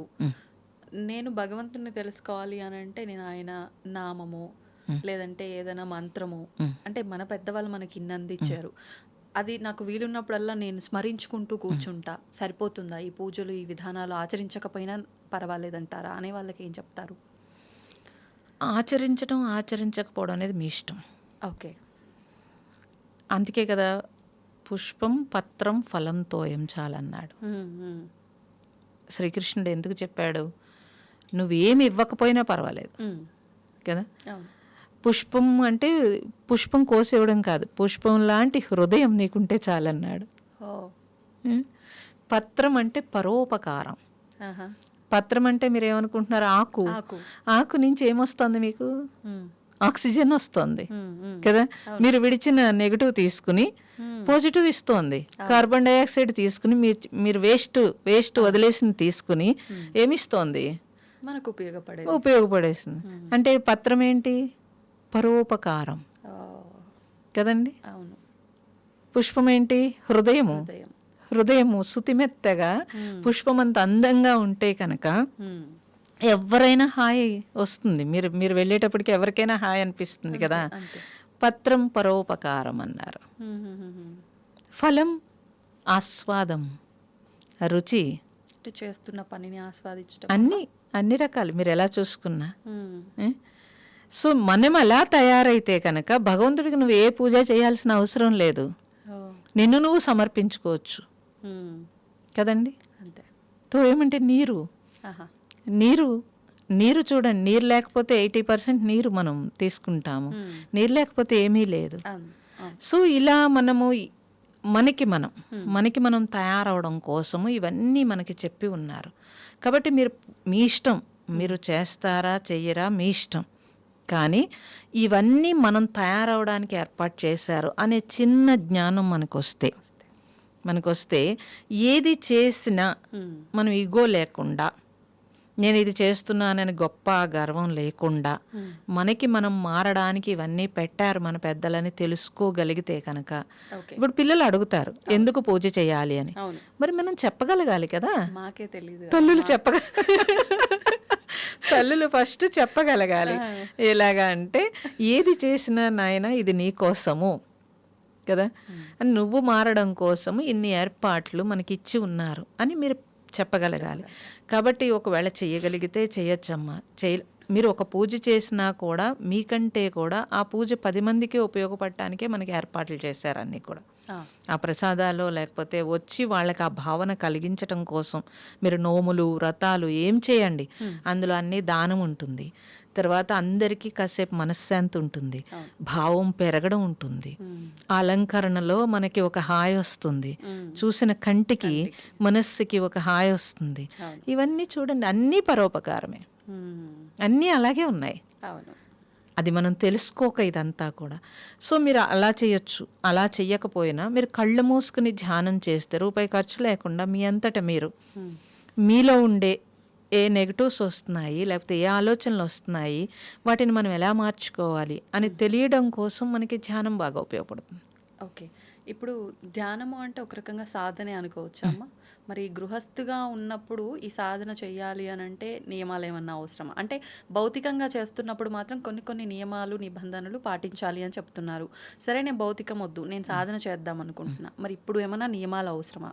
అవి ఒకసారి దాని గురించి. ధ్యానం దగ్గరకు వచ్చేటప్పటికైతే సాధన కొంచెం డీప్ వెళ్తుందండి. ఓకే. పూజకైతే నిష్ఠ, పూజకైతే నిష్ట ఉంటుంది. అంటే శారీరక శుద్ధి, బాహ్య శుద్ధి ఉంటుంది. ఒకలాంటి ఏకాగ్రత అంటే మనము జపం చేసేటప్పుడు భగవంతుడు నేను రెండు ఉంటుంది. ధ్యానానికి వచ్చేటప్పటికి నీ ఇన్నర్కి వెళ్ళిపోవడమే ఉంటుంది. దాని దగ్గరికి వచ్చేటప్పటికి ఏమవుతుంది అని అంటే ఆహార విహారాదులు కొంచెం జాగ్రత్తగా చూసుకోవాల్సి ఉంటుంది. ఎందుకంటే మనస్సుతో లింక్ కాబట్టి ధ్యానం మనస్సుతో లింక్ కాబట్టి మీ ఆహారము విహారము. ఇప్పుడు అప్పుడే నేను సమోసాలు బజ్జీలు బిర్యానీలు తినేసి నేను ధ్యానానికి కూర్చుంటే గ్యాస్ పైకి వచ్చేస్తూ ఉంటుంది, కూర్చోబుద్ధి ఏదో లేసిపోతూ ఉంటారు. ఓకే, అప్పుడే పార్టీకి వెళ్ళి పెళ్ళికి వెళ్ళి వచ్చి నేను ధ్యానం చేస్తానంటే 2 రోజుల వరకు అవన్నీ గుర్తుకొస్తూ ఉంటాయి. కాబట్టి కష్టం నాకు కుదరట్లేదని లేసిపోతూ ఉంటారు. అంటే అనవసరమైన కొన్ని విషయాలు పక్కకి పెట్టి వేస్ట్, నాకు ఏది అవసరమో అది మాత్రమే మన కుటుంబానికి సంబంధించింది, పిల్లలకు సంబంధించింది, మన జీవన విధానంలో మన పాత్ర పోషణలో ఏది అవసరమో అది ఉంచుకుని అనవసరమైనవి అన్నీ తీసేస్తూ ఉన్నారనుకోండి, ఈజీగా ధ్యానం కుదిరిపోతుంది. కానీ ఏది తీయాలో తెలియదు జనాలకి. అన్నీ అవసరమే అని అన్నీ పెట్టుకుని పేర్చుకుంటా ఉంటారు. ఇంట్లో చెత్త అంతే, మా ఇంట్లో కూడా అంతే, అన్నీ అంతే, అది ఉంచేసుకుంటా ఉంటారు అన్నీ. ఇల్లంతా నిండిపోతుంది చూడండి. చాలా మంది, కొంతమంది చూడండి, మీకు ఆ ఇంట్లోకి వెళ్ళేటప్పటికి ఇల్లంతా ఖాళీగా ఉంటుంది, ఎక్కడో 1-2 పీసులు కనిపిస్తాయి, మన కన్ను దాని మీదకే వెళ్తుంది, హాయిగా అనిపిస్తుంది. బజార్లో ఉన్న అన్ని రకాలు తెచ్చుకుని ఇంటి నిండా పేర్చుకుంటారు, ఇంట్లోకి వెళ్ళేటప్పటికి మనకే గందరగోళం, ఏది చూడాలో తెలియదు అసలు. అవన్నీ తుడుచుకుంటూ అవన్నీ పెట్టుకుంటూ అవన్నీ చేసుకుంటూ వాళ్ళు పాపం చాలా ఇబ్బంది పడతారు కదండి. ఎంత టైము ఇదంతా. ఒకనాటికి ఒక 50 ఏళ్ళు 60 ఏళ్ళు వచ్చి విసుగొస్తుంది. ఇవన్నీ తీసేసి మనం ప్రశాంతంగా ఉందామని అనిపిస్తుంది. అవి తీయలేరు, పడేయలేరు, మళ్ళీ వాటితో రోజు అనుబంధం వచ్చేస్తుంది. ఇంత కష్టపడి తుడిచారు కాబట్టి మరి కదా, వదలలేరు. కాబట్టి గమనిస్తే మన పూర్వీకులు ఇన్ని వస్తువులు కొనుక్కోలేదమ్మా, అవసరానికే కొనుక్కున్నారు వాళ్ళు. పండగలకి పబ్బాలకి ఎవరైనా వస్తే ఏదైనా ఎక్స్ట్రా ఉండాలి కాబట్టి ఎక్స్ట్రా ఉంచుకున్నారు తప్పించి అనవసరంగా ఇన్ని వస్తువులు లేవు. కాబట్టి వాళ్ళకి టైం ఉంది, ఎన్ని పనులు చేసినా టైం ఉంది. ఇప్పుడు మనం రోడ్డు మీద ఏం కనిపిస్తే అన్ని తెచ్చి ఇంట్లో పెట్టేసుకోవాలి. సో వాటన్నింటినీ రోజు క్లీన్ చేసుకోవడమే సరిపోతుంది అంతే. అందుకని 2 మనుషులు వండుకు తినడానికి మళ్ళీ 2 పని మనుషులు కావాలి మొత్తం టోటల్. అప్పుడు వాళ్ళు చేశారా లేదా దృష్టి పెట్టాలి. ఈ టైం అంతా అనవసరమే కదా. అది మనం గుర్తించుకుని జన్మ వేస్ట్ అయిపోతుందేమో ఈ బ్రతకడానికి అనేది కొంచెం తెలుసుకుంటే కనుక ఈ బ్రతుకు పోరాటంలో మీరు ఉద్యోగం చేసుకోవచ్చు కాక, నేను కాదని నేను చెప్పట్లేదు, కానీ ఏది అనవసరంగా ఉందో దాన్ని తీసేస్తే టైం ఉంటుంది అనేది చూసుకోవాల్సి ఉంటుంది. తెలియాలి, ముందు జ్ఞానం ఉండాలి, మరి తెలుసుకోవాలి కదా. ఇప్పుడు ఆహార నియమాలు కూడా అవసరమా అమ్మ సాధనలో? అవసరం. అంటే సాత్విక ఆహారమే తీసుకోవాలా? అంటే చాలా మంది మాంసాహార ప్రియులు కూడా ఉంటారు, మరి దాన్ని అంత తొందరగా వదిలిపెట్టలేరు. మేము తీసుకుంటూ కూడా చేసుకునే అవకాశం ఉందా అనే వాళ్ళకి ఏం చెప్తారు? తీసుకునే వాళ్ళు తగ్గిస్తే మంచిది. ఎందుకంటే రాక్షస ఆహారం తీసుకుని సాత్వికంగా మీరు ధ్యానం ఎలా చేయగలుగుతారమ్మా కదా. ఆహారము రాక్షస ఆహారం కదా అది. అంటే ఒక ప్రాణిని మనం చంపుతున్నాము అంటే హింస కదా అది. హింస చేస్తూ మీరు పాజిటివ్గా ఎలా రాగలుగుతారు? ఓకే, ఇప్పుడు ఆ ప్రాణి సూక్ష్మతగా చెప్తున్నాను, ఆ ప్రాణి గిలగిలా కొట్టుకుంటూ బాధపడుతుంది కదండి. ఆ చంపిన పాపం ఎవరికి రావాలి? చంపిన వారికి. ఎందుకు చంపాడు వాడు? వాడి అంటే వృత్తే అది. మీరు కొంటుంటే కదా చంపుతున్నాడు. మేము కరోనా ఆపేస్తే వాడు బ్రతుకు తెరువు, ఇంకో బ్రతుకు బతుకుతాడు కదా, అలవాటు అయిపోయింది. ఇంకో బ్రతుకు తెరువు వాడి. అది మనం సమర్థించుకోవడం అంటారు. ఆ మీట్ ఏదైతే ఉందో ఆ ప్రాణి యొక్క శరీరము ఎవరు తింటున్నారో వాళ్ళకి ఎలా వస్తుంది అని అంటే అది భయపడుతూ చచ్చిపోతుంది కాబట్టి ఆ వేవ్స్ దాంట్లో ఉండిపోతున్నాయి కాబట్టి అది మనం తీసుకున్నప్పుడు ఆ వేవ్స్ తీసుకుంటున్నామా తీసుకోవట్లేదా? పోనీ మీరన్నట్టు ఇదంతా వాళ్ళు బ్రతుకుతున్నారని మీరంతా ప్రజాసేవ చేస్తే కనుక మీరు ఈ వేవ్స్ తీసుకోవాలి. నేను ఒకటే చెప్తున్నాను, ఆహారము తీసుకున్నప్పుడు రాక్షస ఆహారము రజస్సును పెంచుతుంది, తమస్సును పెంచుతుంది. ఓకే, కాబట్టి మాంసాహారము రాక్షసాహారం అని ఎందుకన్నారంటే రజస్సు తమస్సు పెరుగుతుంది. రజస్సు తమస్సు పెరిగితే జీవితంలో సక్సెస్ అవ్వలేరు. సాత్వికంగా ఉన్నప్పుడు పాజిటివ్ ఎనర్జీ ఎక్కువగా ఉంటుంది. మీరు అన్న అదృష్టము లేకపోతే చుట్టుపక్కల ఏవో ఉంటాయి, అవన్నీ కూడా వాళ్ళకి వేవ్స్ అంటాము. ఆరాశక్తి పెరుగుతుంది. ఆరాశక్తి పెరిగితే పాజిటివ్ ఎనర్జీ వస్తుంది. ఎప్పుడైతే రాక్షసాహారం తీసుకుంటారో వాళ్ళకి నెగిటివ్ పెరుగుతూ ఉంటుంది. ఎందుకని ఈ ప్రాణి భయపడుతూ గిజగిజలాడుతూ చనిపోయింది. చనిపోయినప్పుడు దాని నెగిటివ్లోకి, భయంతో నెగిటివ్లోకి వెళ్ళిపోతుంది. తర్వాత ఎవరైతే దాన్ని కట్ చేస్తారో వాళ్ళందరూ కూడా చాలా క్రూయల్ ఉంటేనే కానీ దాన్ని కట్ చేయలేరు. వాళ్ళ వేవ్స్ కూడా వస్తాయి. ఓకే, ఈ వండి తినేటప్పుడు మనము దాన్ని తీసుకున్నప్పుడు ఆ వేవ్స్ అన్నీ మనకు వస్తాయి తప్పనిసరిగా. అవి వదిలించడం చాలా కష్టం. మీరు గమనిస్తే మహాత్ములు ఎవ్వరూ మాంసాహారం ముట్టరు. ఓకే, ఎందుకు అంటే విషయం తెలుసు కాబట్టి. ఎందుకనంటే ఆల్రెడీ చేసిన పాపాలు చాలు, కొత్త పాపాలు ఎన్ని ప్రాణులు మనల్ని శపిస్తాయి.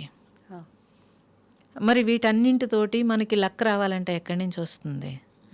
రేపు రొద్దుట ఏదన్నా మనం ఒక పని పట్టుకుంటే అది మన సంకల్పంతో అవ్వాలి అని అంటే మీరు లోపల కూడా ఆ శక్తి కావాలి.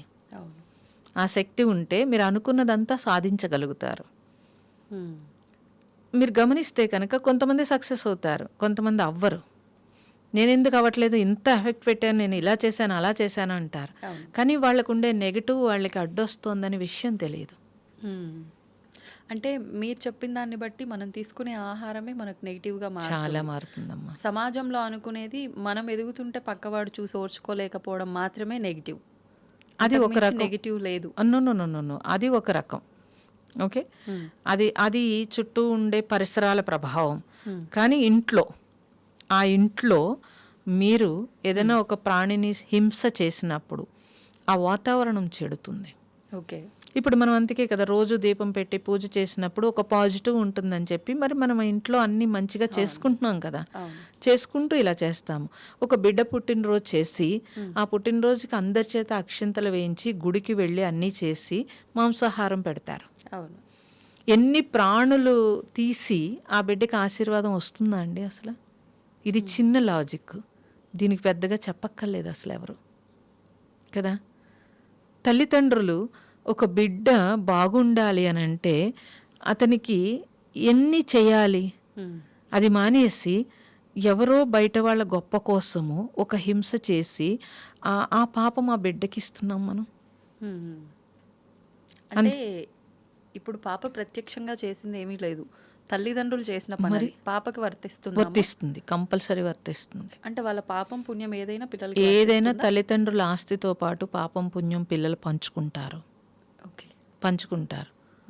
అందుకే చూడండి, తల్లి కడుపు కోత అంటారు. ఒక బిడ్డ మరణిస్తే కడుపు కోత అంటారు. ఆ తల్లికి ఎందుకు వచ్చింది, మిగతా వాళ్ళకి ఎందుకు రాలేదు? ఇది మనం గమనించాలి. గమనిస్తే వాళ్ళ పూర్వజన్మ పాపము, ఈ జన్మలో పాపము రెండు యాడ్ అవుతూ ఉంటాయి. ఓకే, తర్వాత పిల్లలు మన మాట వినరు. రాక్షస ఆహారం తింటే ఎందుకు మాట వింటారండి? ఎందుకు మాట వింటారు అసలు? ఓకే, గమనిస్తే తెలుస్తుంది. మన పూర్వము ఏం చేశారంటే ఆ గుణాన్ని బట్టి కులం పెట్టారు, వృత్తిని బట్టి వాళ్ళ ఆహార వ్యవహారాలు పెట్టారు. కాయ కష్టం చేసేవాళ్ళు, ఎండలో పనిచేసేవాళ్ళు, రకరకాలుగా పనిచేసేవాళ్ళు, వాళ్ళకి రకరకాలుగా పెట్టి ఉన్నారు. ఓకే, సో పూజలు చేసేవారు వీళ్ళందరూ సాత్విక ఆహారం, మంత్రం చదవడానికి అన్నింటికీ ఆ శక్తి కావాలంటే వాళ్ళకి తగ్గట్టుగా ఆహారం పెట్టారు. ఇలా అన్ని రకాలుగాను ఎక్కడికక్కడ విడగొట్టి పెట్టారు. ఇప్పుడు అన్నీ కలిపేసుకున్నాం మనం. కలిపేసుకుని తప్పు లేదు అని తీసుకుంది. ఎవరికి తప్పు లేదు, కానీ ఎవరిది వాళ్ళే అనుభవించాల్సి ఉంటుంది. ప్రకృతిలో ఒక లా ఉందమ్మా. ఏంటి ఆ లా అంటే ఏం చేసావో అది తిరిగి రిటర్న్ తీసుకుంటావు, ఎవరు తీసుకోరు. ఓకే, ఇంకా రిటర్న్ తీసుకునేది మన కుటుంబం కూడా తీసుకుంటుంది. అందుకే పూర్వం ఏం చేశారని అంటే ఇంటికి ఒకళ్ళనైనా సరే సాధువుని చేసేవారు. ఎందుకనంటే ఒక సాధువుని ఇస్తే కనుక లోక కళ్యాణానికి ఉపయోగపడతాడు కాబట్టి 7 తరాలు వాళ్ళకి అంటే మంచి జరుగుతుంది అని చెప్పి, ఆ తర్వాత కూడా మిలిటరీకి ఇప్పటికి కూడా గుజరాత్ అటు సైడ్ అంతా కూడా కుటుంబం నుంచి ఒక్కళ్ళైనా మిలిటరీకి వెళ్తారు, ఒక ఫ్యామిలీ నుంచి కూడా వెళ్తారు. ఎందుకనంటే ఒక సైనికుడు వల్ల లోకం అంతా ప్రశాంతంగా ఉంటుంది. ఇవన్నీ కూడా అందుకని ఏది చేసామో అది మనం రిటర్న్ తీసుకుంటాము అనే విషయం మీరు గమనిస్తే కనుక మీకు తప్పనిసరిగా భయం వేస్తుంది, జాగ్రత్తగా జీవిస్తాము. కొన్నిసార్లు చేస్తున్నది తప్పే కానీ అది ధర్మంగా చేస్తున్నావు కాబట్టి నీకు ఆ పాపం అంటదు అంటారు. ఇప్పుడు మీరు అన్న సైనికుడు తీసుకుంటే మనందరినీ కాపాడడం కోసం ఆయన కొంతమందిని అక్కడ హింసించాల్సి వస్తుంది. అది హింసే కానీ ఆయనకు అది పాపంగా వర్తించదు అంటారు. నిజంగా పాపంగా వర్తించదు. ఎందుకనంటే దేనికోసం చేస్తున్నారు ఆ పని? మీరు పర్సనల్ కోసం చేస్తున్నారా, లోకం కోసం చేస్తున్నారా? ఇది తప్పనిసరిగా ఇది. ఇప్పుడు రాజు ఒక పులిని వేటాడాలనుకోండి, ఆ పులి వచ్చి ఎంతోమందిని హింసిస్తోంది కాబట్టి రాజు ధర్మం కాబట్టి, అది ధర్మం కాబట్టి తప్పనిసరిగా అది ధర్మంలోకి వెళుతుంది కాబట్టి అతనికి పాపం అంటదు. సో మనము ఒక హింస చేసినప్పుడు నువ్వు పర్సనల్గా దేనికోసం చేస్తున్నావు, పర్సనల్గా చేస్తున్నావు అన్నది చూసుకోవాల్సి ఉంటుంది తప్పనిసరిగా. ఇప్పుడు మనం ఒక మాంసం తిన్నామనుకోండి, మనం పర్సనల్గా తింటున్నాం కదా. సో మీరు అన్నట్టు అమ్మేవాడికి వర్తించదంటే ఫ్యామిలీని పోషిస్తున్నాడు, ఏం చేస్తున్నాడు అది కాదు అక్కడ. సో మీరు పర్సనల్గా తీసుకుంటున్నారు. ఇంకొకటి చుట్టుపక్కల మీ ఇంట్లో వెనకాల వాళ్ళందరూ ఏంటంటే బలం ఉండదు, తిను అని చెప్తారు. ఏనుగు ఏం తింటుందమ్మా? అన్ని ప్రాణుల కంటే బలం కదా ఏనుగు శాకాహారి. మరి అప్పుడు మీరు ఇది తెలుసుకుని చెప్పగలగాలి, సరిపోతుంది అప్పుడు కదా. ఇదంతా మన కోరిక ఏం చేస్తుందంటే మనకి తప్పని తెలుసు, మనం ఆపుదాం అనుకుంటాము, ఈలోగా కోరిక ఉంటుంది, ఎవరొకరు సపోర్ట్ చేస్తారు ఆ కోరికకి, మనం ఆ కోరికలో పడిపోతాం, ఇంకా బలంగా కోరిక పెరిగిపోతుంది. ఓకే, అందుకని అలా కాదు. ఇది మన కోరిక అని మీరు తెలుసుకుంటే కనుక ఇది తప్పు ఇది పాపం అని మీరు తెలుసుకుంటే మీరు జాగ్రత్తగానే ఉంటారు, ఎవరు చెప్పినా వినరు. ఇప్పుడు మనకు నచ్చింది అనుకోండి, పలానాది చదువుకోవాలనుకున్నాం, లేకపోతే పలానాది చేయాలనుకున్నాం ఉద్యోగం, లేకపోతే పలానాది అన్నప్పుడు ఎవరు చెప్పినా మనం వినట్లేదు కదా, మనం ఆ రూట్లోకే వెళతాము. ఇక్కడికి వచ్చేటప్పటికి కోరిక ఇది, ఆ కోరిక వల్ల తినేయాలనే ఆ క్రేవింగ్ కొన్ని రోజులు ఆపితే కనుక తప్పనిసరిగా అది. కానీ కోరికలు లేని స్థితి సాధ్యం అవుతుందంటారా అమ్మ? సాధనలో తప్పకుండా అవుతుంది, సాధనలో ఉంటే సాధ్యమవుతుంది, తప్పనిసరిగా సాధ్యమవుతుంది, ఎవరికైనా సాధ్యమవుతుంది. అసలు నిజంగా అంటే వయసుతో సంబంధం లేకుండా నిజంగా ఎవరైనా ఈ భగవత్ ఆరాధన కానీ సాధన కానీ చేయొచ్చు అంటారు. అంటే సాధన చేయాలి అంటే ఒక స్థితికి వెళ్ళాల్సిన అవసరం ఉంది. అది ఆ స్థితికి వెళ్ళడానికి ముందు అసలు మొదలు పెట్టాలి కదమ్మా. ఒక స్థితికి వెళ్ళాలంటే మీరు స్టార్టింగ్ నుంచి అయినా సరే మొదలు పెట్టాలి కదా. సో అందుకని ఏ వయసుతో అసలు సంబంధం లేదు. చాలా మంది ఏమనుకుంటారంటే రిటైర్ అయిపోయాక ఖాళీగా ఉంటాం కాబట్టి అప్పుడు చూసుకుందాంలే అనుకుంటారు. కానీ అప్పుడు మీకు 60 సంవత్సరాల యొక్క అనుభవాలన్నీ కూడా మిమ్మల్ని అడ్డగిస్తాయి, ఇబ్బంది పెడతాయి. అదే మీరు బాల్యం నుంచి అనుకోండి, బాల్యంలో మనకి అది ముద్రలు పడతాయి కాబట్టి బాల్యంలో ఎప్పుడైతే మీకు భగవంతుడనే బలం వచ్చిందనుకోండి, జీవితంలో ఎదుర్కొనే ప్రతి దాంట్లోనూ మీరు ధైర్యంగా ఉండగలుగుతారు. జీవితంలో ప్రతి దాంట్లో పిరికితనంతో ఉన్నారనుకోండి, మీరు సక్సెస్ ఎలా అవుతారు? కాబట్టి బాల్యం నుంచి మనకు ఒక బలం కావాలి. భగవద్గీత 60 ఏళ్ళు దాటాక చదువుతానంటే అది ఎందుకు పనికొస్తుంది? అప్పుడు మీరు ఆచరించలేరు. అప్పుడు అది మీరు చిన్న వయసులో అనుకోండి, వాళ్ళకి బలము సరిపోతుంది, ఆచరించడానికి ఉపయోగపడే సద్గ్రంథం అది. ఇప్పుడు మీరు చెప్పిన ఈ విషయాన్ని కర్మతో జోడించి మాట్లాడుకుందామమ్మా. ఒక చిన్న డౌట్, ఇప్పుడు బాల్యం నుంచే మనం అలవాటు చేసుకోవాలి, ఆచరించాలి, అప్పుడు తొందరగా మనకి ప్రతిదీ కూడా ఇబ్బంది లేకుండా అలవాటు అయిపోతుంది అనుకున్నాం. కానీ ఇంతకు ముందర మనం ఒక మాట మాట్లాడుకున్నప్పుడు మనం ఎక్కడ పుట్టాలి, ఏం చేయాలి, ప్రతిదీ కూడా మన గత జన్మ కర్మను బట్టే జరుగుతుంది అని. మరి నా కర్మలో నేను గతంలో చేసిన మొత్తం నేను పాపాలే చేసుకుంటూ పోయినా, దాని తాలూకు అంతా నెగిటివ్ అంతా నా దగ్గర ఉన్నప్పుడు నేను మళ్ళీ ఇప్పుడు ఈ జన్మ తీసుకున్నాక నేను ఆ ప్రభావం వల్ల నేను నెగిటివ్గానే వెళ్ళిపోతా. కానీ అసలు నాకు ఎందుకు వస్తుంది ఆలోచన మంచిగా ఉండాలని? నేను అసలు ప్రారంభించడము ఈ ఆలోచనే నాకు రాదు కదమ్మా. మానవ జన్మ సగం పుణ్యం సగం పాపం ఉంటేనే వస్తుంది, బ్యాలెన్సింగ్ ఉంటేనే మానవ జన్మ వస్తుంది. ఓకే, అప్పుడు మీ పుణ్యం ఏదైతే ఉందో దాంతో మీరు ముందుకు వెళ్ళడానికే అదంతా కూడాను. ఓకే. ఓకే, అందుకని మీ ప్రారంధంలో ఏవైతే ఉన్నావో అవి పుట్టుక ఒక్కటే మీ ప్రారంధం అయినప్పుడు ముందుకు వెళ్ళడానికి. సో మీరు గమనిస్తే చూస్తే కనుక ఇప్పుడు మన పిల్లలు ఇంత కష్టపడి కాన్వెంట్లో చదివించి లేకపోతే ఏవో చేస్తున్నారు, ఎన్ని చేస్తున్నా వాడు పాస్ అవడు, లేకపోతే ఏదో అవడు, ఏదో అవుతాయి. ఒక రిక్షావాడి కొడుకో లేకపోతే ఇంకొక భిక్షగాడి కొడుకో ఎక్కడో గవర్నమెంట్ స్కూల్లో చదువుకున్న వాడు సక్సెస్ అవుతున్నాడు. వాడికి పుస్తకాలు ఉండవు, పెన్నులు ఉండవు, ఏమీ ఉండవు కదా. ఎలా అవుతున్నాడు అన్నప్పుడు అతను ఏదైతే ఉందో పుట్టుకైతే అక్కడికి వచ్చాడు, కానీ అతని అవేర్నెస్ అంటే అతని పుణ్యం ఏదైతే ఉందో దాని ద్వారా అతను ముందుకు వెళ్ళడానికి అవకాశం వస్తుంది. అక్కడ తల్లిదండ్రుల పుణ్యం కూడా తల్లిదండ్రుల పుణ్యం కూడా ఉంటుంది. ఓకే, కాబట్టి ఇది గమనిస్తే కనుక ఎవరైతే కర్మ ద్వారానే మనం ఇవన్నీ వచ్చినా కూడా ఆ కర్మని వదిలించుకోవడానికి కర్మయోగంలోకి వెళ్ళాలి. అంటే పుణ్యకార్యాల్లో కూడా వాళ్ళ జీవితాన్ని మలుచుకోవాల్సి ఉంటుంది. పుణ్యం అంటే ఏదో పెద్ద పెద్ద దానాలు, పెద్ద పెద్ద ధర్మాలు చేయాల్సిన అవసరం లేదు. నీ పక్కవాడికి సహాయం చేయడం, నీ తోటివాడు కష్టంలో ఉన్నాడు వెంటనే ఆదుకోవడం, ఒక ప్రాణి ఆపదలో ఉంది వెంటనే ఆదుకోవచ్చు కదా. నాకు ఏదో హాని కలుగుతుందేమో అని భయమేసి నేను 100 ఏర్పాట్లు చేస్తాను, అలా కాదు కదమ్మా. ఇప్పుడు చీమలు ఉన్నాయి, చీమలు ఎంత తింటాయమ్మా ఆహారం? చాలా తక్కువ కదా. మీరు మీ ఇంటి దగ్గర 4 చోట్ల 4 పంచదార పలుకులు పడేస్తే మీ ఇంటి లోపల వరకు కూడా రావు, అవి వెయ్యరు అలాగా కదా. అవి వస్తాయేమో అని చీమల మంది జిమ్మేసుకుంటూ ఉంటారు. ఎన్ని ప్రాణులు చంపుతా ఉంటారు మనం. పాపము చాలా సునిశ్చితంగా ఉంటుంది. కర్మ చేసినప్పుడు ఎవ్వరికీ తెలియదు, అది అనుభవించినప్పుడు తెలుస్తుంది. అంటే తెలియక చేసినా తెలిసి చేసినా తప్పే అన్నారు. అందుకే ఓకే, అందుకే తెలుసుకోవడానికి ప్రయత్నించాలి. ఉట్టినే బ్రతికేయడం కాదు. జీవించడం అంటే నువ్వెందుకు జీవించాలో ముందు తెలుసుకోవాలి కదా. ఎందుకు జీవించాలో తెలుసుకుంటే కనుక కర్మ సునిశ్చితంగా ఉంటుంది. అది రేపు అనుభవించేటప్పుడు మనకి ఇబ్బంది వస్తుంది. కాబట్టి ఇప్పుడే జాగ్రత్త పడాలి అని. ఎప్పుడో పెళ్లి జరిగితే ఇప్పుడే డ్రెస్సు, చీర అన్నీ రెడీ పెట్టేసుకుంటూ ఉంటాం కదండి. మరి జన్మకి మాత్రం కదా, జన్మకి ఇప్పుడు 3 రోజులు 4 రోజులు వర్షాలంటే ముందే తెచ్చేసుకుని ఫ్రిడ్జ్ నిండా పెట్టేసుకుంటారు.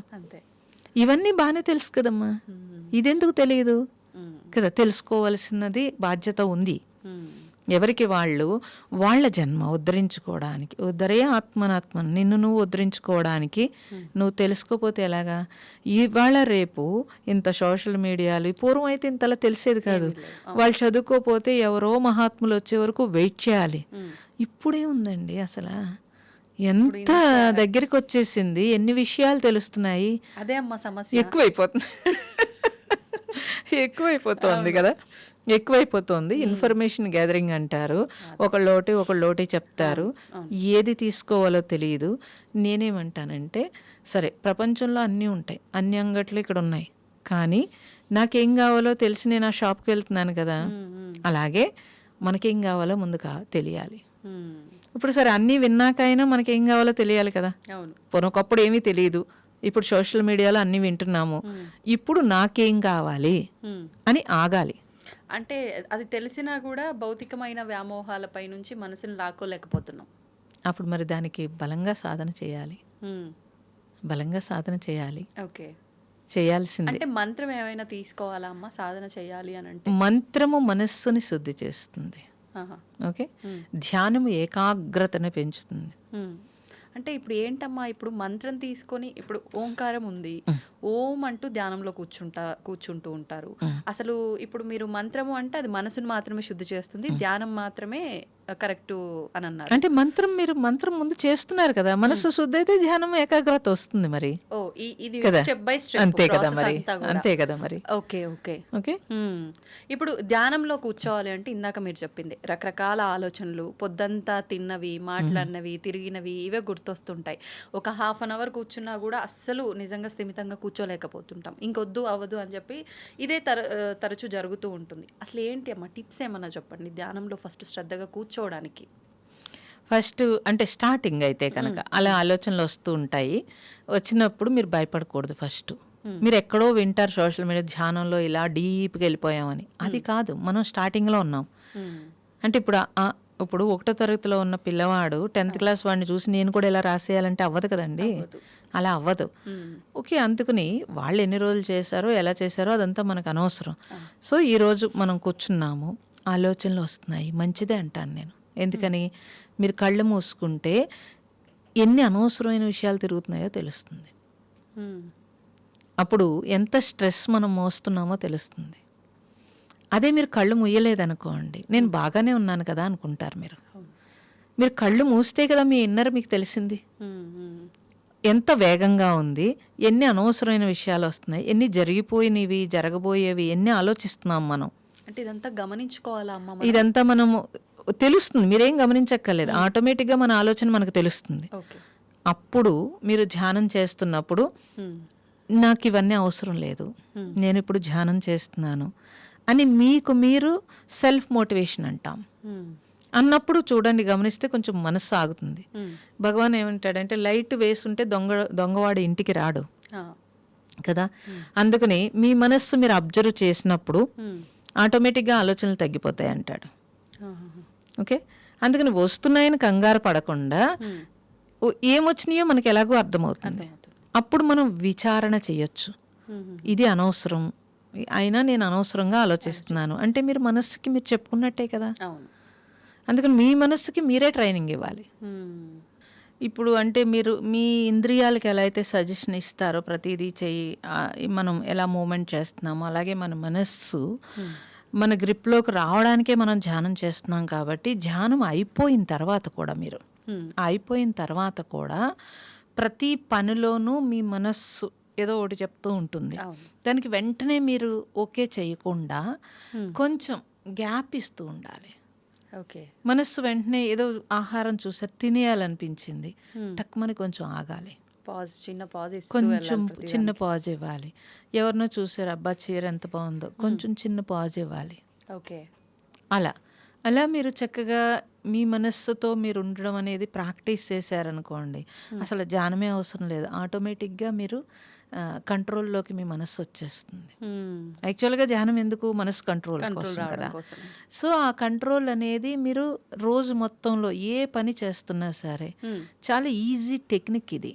ఓకే అమ్మ, ఇప్పుడు మీరన్న ఈ చిన్న పాజ్ ఏదైతే ఉందో కొంతమందిని గమనిస్తాం, నెంబర్స్ కౌంట్ చేస్తూ ఉంటారు. కోపం రాగానే ఏదన్నా వెంటనే డెసిషన్ తీసుకోవాల్సి వచ్చినప్పుడు కాస్త రిలాక్స్గా కూర్చొని 1 to 10 నెంబర్స్ కౌంట్ ఇది సరైన పద్ధతి అంటారు? అది కోపానికి వర్తిస్తుంది, ఓన్లీ కోపానికి వర్తిస్తుంది.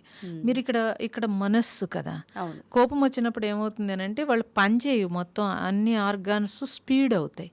స్పీడ్ అయినప్పుడు దాన్ని డౌన్ అవడానికి చేస్తారు. ధ్యానం దగ్గరికి వచ్చేటప్పటికి ఏంటంటే మీ మనస్సు కాబట్టి అది వేగం అవ్వకుండా తగ్గించడం కోసం మనం చేస్తూ ఉంటాం. అప్పుడు ఏమవుతుందంటే క్యాచ్ చేసి ఇమీడియట్లీ ఆలోచనలు వచ్చేయకుండా ఉంటాయి మీకు. అందుకని ఇప్పుడు గంటలు మీరు ధ్యానం చేయక్కర్లేదు, కొద్దిసేపు ధ్యానం చేసినా రోజంతా పని చేసుకునేటప్పుడు అది మనకి ఈజీ అవుతుంది.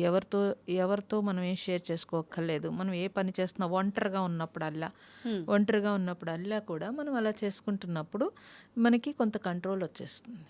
అప్పుడు మీరు ధ్యానంలోకి వచ్చినప్పుడు ఇప్పుడు ఏ ఆలోచన వచ్చిందనుకోండి, నో అని మనం చెప్పగలుగుతాం. ఆటోమేటిక్గా అది అలవాటు, ప్రశాంతమైన స్థితికి వెళ్తాం. సైలెంట్ గా ఉండటం, నిర్ణయాలు సరిగ్గా తీసుకోగలుగుతాం. అంతే కదా, ఈజీ అయిపోతుంది అప్పుడు మీకు. మంచి టిప్ అమ్మ, నిజంగా మంచిదే కదా మరి. అవును అమ్మ, అదే విధంగా అంటే గమనిస్తుంటే అనిపిస్తుంది ప్రతిదానికి మనం తీసుకునే ఆహారం యొక్క ప్రభావం వల్లే మన ఆలోచన విధానం అని మనం మాట్లాడుకున్నాం. అందుకే కాబోలు కొన్నిసార్లు అంటే నెలలో 1-2 సార్లు అయినా ఉపవాసం గనక ఉండగలిగితే నీ మనస్సుని నిన్ను నువ్వు కంట్రోల్ చేసుకోగలుగుతావు అని మాకు అనిపిస్తుంది. పెద్దవాళ్ళు ఉపవాసం అనే ఒక విధానాన్ని ముందుకు తీసుకొచ్చారు. అలా తీసుకుంటే ఎవ్రీ మంత్ ఏకాదశి వచ్చినప్పుడు ఖచ్చితంగా ఉపవాసం ఉంటే ఇలా మనం స్పిరిచువాలిటీగా ఆధ్యాత్మికంగా పుణ్యము నీ శరీరాన్ని కూడా నువ్వు బ్యాలెన్సింగ్ చేసుకున్నట్టు ఉంటుంది అని. మనకి తొలి ఏకాదశి అంటే పండగలన్నీ ఇంక నుంచి ప్రారంభం అవుతూ ఉంటాయి. రాబోతోంది మరికొద్ది రోజుల్లో. ఇంకా ఉపవాసం గురించి తెలిసిందే. మేమందరం అయితే ఆహారం తీసుకోకపోవడమే ఉపవాసము. పెద్దవాళ్ళు అదే చెప్పారు అని మేము ఇది పాటిస్తున్నాం. మీరు చెప్పేది ఏంటి అంటే భగవంతుడికి దగ్గరగా ఉండడమే ఉపవాసము. మరి అసలు ఏంటి? మేమేం పాటించాలి ఇప్పుడు? అది అందరికీ తెలుసున్నది. ఉపవాసం అంటే, వాసం అంటే నివాసము, ఉప అంటే దగ్గర, భగవంతుడి దగ్గరగా నివాసము. భగవంతుడి దగ్గరగా నివాసము ఉండడానికి, ఎరుకతో ఎలర్ట్గా ఉండడానికి మన పెద్దలు ఏం చేశారంటే 2 రకాలు. ఉపవాసము శారీరక ఆరోగ్యము, మానసిక ఆరోగ్యము 2 ఉంటాయి.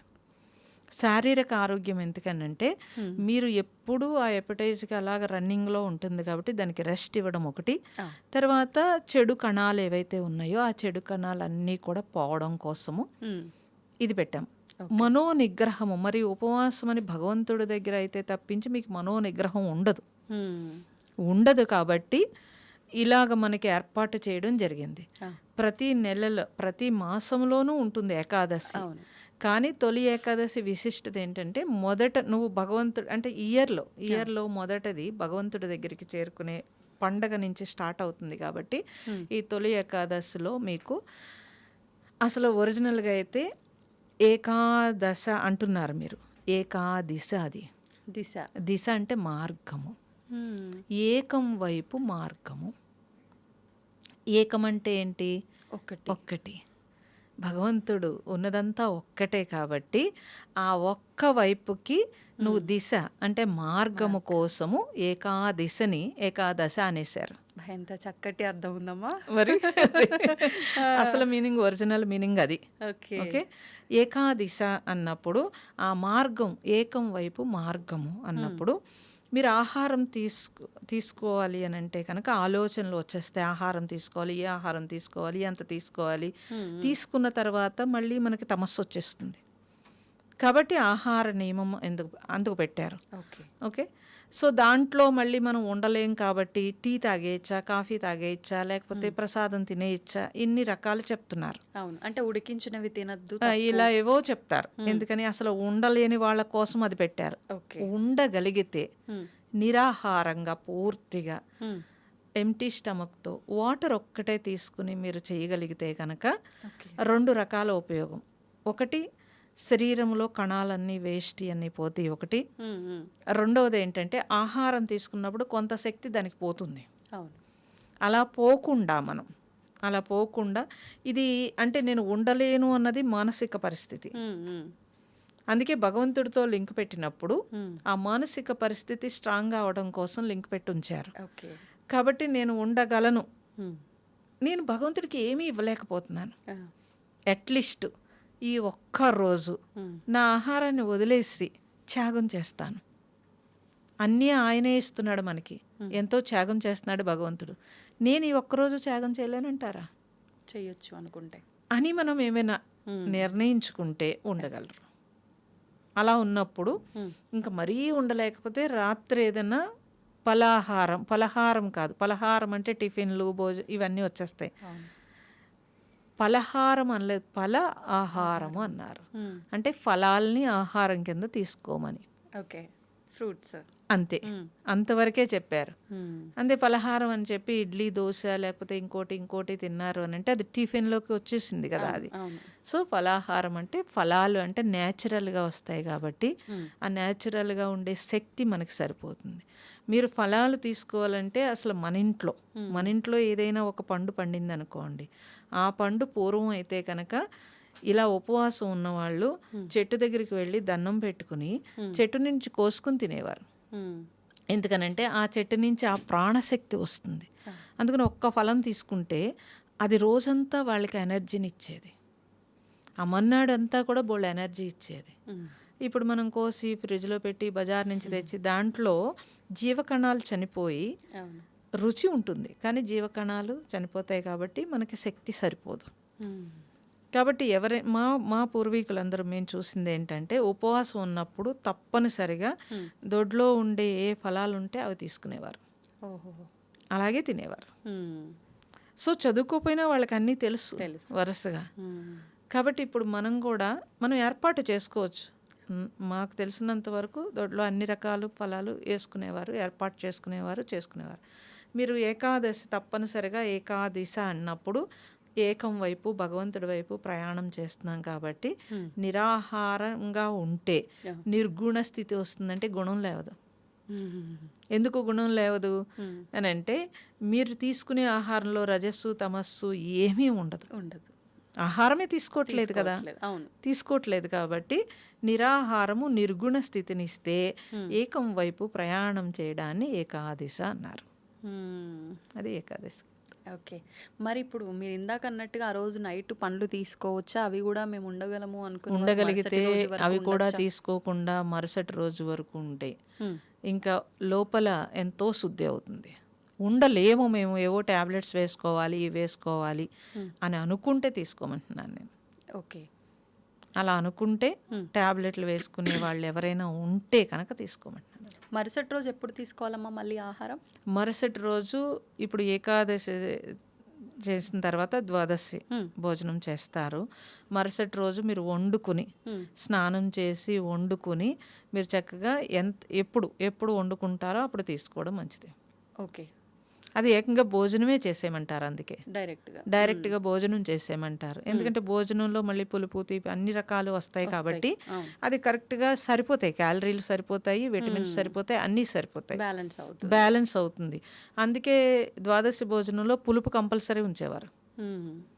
ఉంచి ఆహారము తీపి పరవాన్నం వండుకుని కంపల్సరీ పరవాన్నం పెట్టేవారు. తీపి పదార్థము అన్నింటికి పూర్వం పెద్దలు ఏది పెట్టారో అది పర్ఫెక్ట్ అమ్మా. సీజన్కి తగ్గట్టుగా మీరు మార్చేసుకుంటే మాత్రం కష్టం. సీజన్కి తగ్గట్టుగానే పెట్టారు వాళ్ళు. అందుకే ప్రత్యేకించి మనం తీసుకుంటున్నట్టు ఇప్పుడు ప్రోటీన్ అని ఇది అవసరం లేకుండా పోయింది. అప్పుడు అట్లా తీసుకోలేదు, అప్పుడు అవసరం లేదు. అన్నింట్లోనూ వాళ్ళు కరెక్ట్గా చూసుకుని తీసుకున్నారు అన్నీను. సో భూమి నుంచి కూడా సారం అంతే ఉండేది. మీరు ఇప్పుడు పురుగుల మందులు ఎరువుల మందులతోటి ఇవన్నీ పక్కకు వెళ్ళిపోతున్నాయి కాబట్టి ఇప్పుడు ఇంకా శ్రద్ధగా ఉండాలి. మనం తినే ఆహారము ఎరువులు పురుగులు కాబట్టి చాలా శ్రద్ధగా ఉండాలి. అవును. మీరు సలాడ్ తీసుకున్నారనుకోండి, అందుకే కదా బాయిల్డ్ లేకుండా సలాడ్ తీసుకోవద్దు అంటున్నారు. ఎందుకని అంటే మీరు మీ అంతటి మీరు పండించుకుని ఎరువులు పురుగులు లేకపోతే సలాడ్ తీసుకోవచ్చు. ఓకే. పురుగుల మందు ఎరువుల మందు తోటి మనం సలాడ్ తీసుకుంటే కనుక మళ్ళీ గ్యాస్ట్రిక్ ప్రాబ్లం వస్తుంది కాబట్టి. అమ్మ, నేను విన్నంత వరకు ఏకాదశి రోజున ధాన్యంలో ఏదో అంటే రాక్షసుడో ఏదో ఉంటుంది. ధాన్యం అంటే రైస్ తీసుకున్న వాళ్ళకి ఈ రూపంలో ధాన్యాన్ని కనుక మనం సేవిస్తే దోషము, అంతకుమించి మీరు వేరే ఏం తీసుకున్నా కూడా తప్పులేదు అని చెప్పి అది ఎవరెవరో శాస్త్రము ప్రమాణం అయినప్పుడు శాస్త్రములో మనకి పూర్వం అంత పెద్దలు ఏం పెట్టారో అదే కరెక్ట్ అమ్మా. ఎవరెవరో ఏదో చెప్తే కనుక రకరకాలుగా చెప్పి ఉండవచ్చు, ఎవరెవరో ఏదో చెప్తారు, కానీ అది కరెక్ట్ కాదు ఎప్పుడు కూడా. ఓకే. ఇప్పుడు అసలు చేసేది ఎందుకు అది ముందే తెలియచేసాము. చేసేది ఎందుకు? ఇప్పుడు ఉట్టప్పుడు కూడా ఉపవాసాలు ఉండొచ్చు. మీరు ఏ మతంలో ఎందులోనైనా ఉపవాసాలు ఉన్నాయి చూడండి. అది ఎందుకు చేస్తున్నారు? మానసికంగా శారీరకంగా రెండు రకాలుగా ఉపయోగపడాలి ఉపవాసం అంటే. రెండు రకాలుగా ఉపయోగపడాలి. శుద్ధి కోసం కదమ్మా. మానసిక శుద్ధి, శారీరక శుద్ధి, దీనికోసం ఉపవాసం. మానసిక శుద్ధి భగవంతుడి వైపు జర్నీ చేసినప్పుడు వస్తుంది. శారీరక శుద్ధి ఉపవాసంతో మీరు నిరాహారంగా ఉన్నప్పుడు వస్తుంది. ఇప్పుడు ఆ రోజు దైవ చింతనతో ఉండాలి అంటే ఏదైనా నామం కానీ పూర్తిగా ఎందుకు ఉపవాసం ఎంత కష్టపడి చేస్తున్నారు కాబట్టి మీరు భోజనం వైపు దృష్టి లేకపోతే మిగతా విషయాలు ఒట్టి ఉపవాసమే సరిపోదు. ఉపవాసం ఉండి 2 సినిమాలు చూస్తాను సీరియల్ చూస్తానంటే కుదరదు. అలా కుదరదు. పూర్తిగా భగవన్నామం మీరు గ్రంథం చదువుతారా, నామం చెప్పుకుంటారా, లేకపోతే పూజ చేసుకుంటారా, మీ ఇష్టం. జపం చేసుకుంటారా, ఏం చేసుకుంటారో మార్చి మొత్తం మీద రోజంతా భగవంతుడితో గడపడము అనేది పెట్టుకోవాలి. ఆ రోజే అన్ని పనులు పెట్టుకోకుండా ముందు వెనక పనులు చేసేసుకుని ఏకాదిశ అంటే దిశ అంటే మార్గం కాబట్టి ఆ మార్గంలో మనం ఉండడం కోసము ఇది చేస్తున్నాము అని తెలుసుకుని ఆ రోజంతా భగవద్ధ్యానంలో ఉండడము. ఇంట్లో పిల్లలు ఏదో ఇబ్బందులు ఉంటే కనుక కొద్దిసేపు వాళ్ళకి చూసి వాళ్ళకి కూడా చెప్పొచ్చు చక్కగా, మేము ఉపవాసం ఉన్నాం, భగవద్ధ్యానంలో ఉంటాం, ఈ రోజుకి మీరు ఇది చేసుకోండి అంటే వాళ్ళకి కూడా అలవాటు అవుతుంది. పిల్లలు కూడా ఉపవాసం ఉండొచ్చా అమ్మ? ఉండొచ్చు. 10 years లోపు ఉండరు, మిగతా అంతా 10 years దాటితే ఉండవచ్చు, చక్కగా ఉండవచ్చు. ఉండలేరు 10 years లోపు. అవును. 10 years దాటితే వాడికి కొంచెం తెలుస్తుంది కాబట్టి 10 years దాటిన తర్వాత ఉపవాసం ఉండొచ్చు. ఓకే, చాలా సంతోషం అమ్మా, చక్కటి వివరణ ఇచ్చారు. ముఖ్యంగా ఏకాదశి అంటే నేనైతే మొదటిసారి విన్నా ఈ వివరణ మీ నుంచి. చాలా సంతోషంగా ఉందమ్మా, ధన్యవాదాలు. నమస్తే. నమస్తే. And for more videos, Please subscribe to iDream. Please subscribe to iDream. Please subscribe iDream. And please subscribe to iDream. For more videos, subscribe to iDream. please like, share and subscribe to the channel. Congratulations, iDream. Subscribe to iDream. Subscribe to iDream. So subscribe to iDream Media. iDream ki iDream team andarki huge congratulations. Please subscribe iDream Media. Please subscribe to iDream. Subscribe iDream. Please subscribe to iDream. iDream అంటే నా కళల channel subscribe చేసుకున్న నోరు తిరుగుతలేదు, మీరైతే గంట గుర్తు కొట్టండి. For more such videos, please subscribe to iDream. Subscribe to iDream. Please subscribe to iDream. Please subscribe iDream Media. Please do subscribe to iDream. Please subscribe to iDream Media. For best entertainment and information, please subscribe iDream. And don't forget to subscribe to iDream.